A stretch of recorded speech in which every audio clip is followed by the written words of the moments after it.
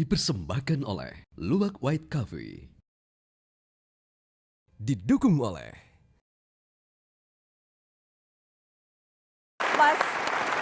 Mas Stanley, Anda editor buku Pak Hugeng.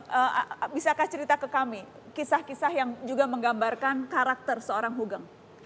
Nah, cerita yang menarik adalah begini, Pak Hugeng ini memang ekstrim di dalam jujur dan beliau tidak mau berutang budi kepada orang karena beliau tahu dengan posisi dan jabatannya itu orang yang menanam budi itu akan meminta satu saat jasa-jasa dari Pak Hugeng selaku pejabat tinggi polisi. Ekstrim dalam jujur itu apa misalnya? Contohnya adalah sampai beliau pensiun itu tidak punya rumah, dia tidak punya tabungan dan rumah itu baru yang di Menteng itu ditempati karena pemberian dari Kapolri waktu itu. Nah, untuk membayar PBB saja setiap tahun itu tidak mampu karena pensiunnya hanya sekitar 1 juta, sementara kita tahu PBB di Menteng itu berapa juta begitu. Sehingga menjadi kesulitan itu untuk Pak Hugeng pribadi, anak-anak kemudian mensubsidi, kemudian dari pihak Mabes mungkin juga memberikan bantuan-bantuan.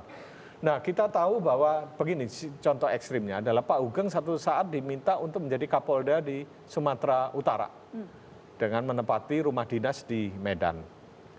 Rumah dinas itu seluruh peralatannya sudah dibawa oleh mantan Kapolda yang lama.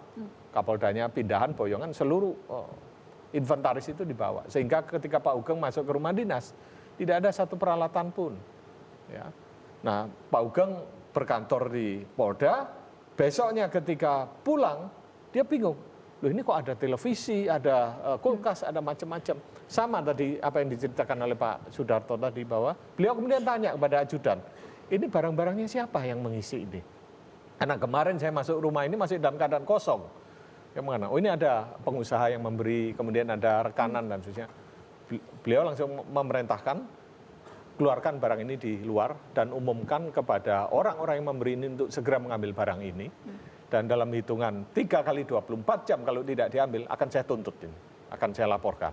Nah, ke anak-anak juga seperti itu Pak Darto? Betul. Sangat keras. Ada cerita mungkin bagaimana ke anak-anak?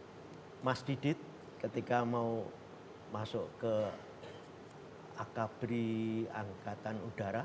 Oke, putranya mau masuk AURI? Iya, putra satu-satunya harus ada rekomendasi dari bapaknya bahwa betul itu putranya dan anak laki-laki satu-satunya. Jadi surat keterangan bahwa yang bersangkutan anak Pak Hugeng begitu? Betul. Pak Hugeng tidak ketika Didit bilang P begini, oh ya. Tidak mau memberikan surat itu? Tidak mau memberikan. Sampai ditutup, akhirnya pendaftaran ditutup, akhirnya Aditya tidak bisa masuk.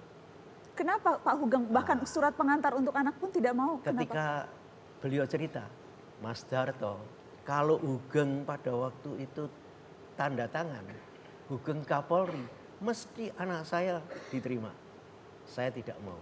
Tidak mau menggunakan pengaruh, sekecil apapun bahkan untuk anak sendiri. Betul. Luar biasa. Mereka punya apartemen di luar negeri, punya mobil mewah ya.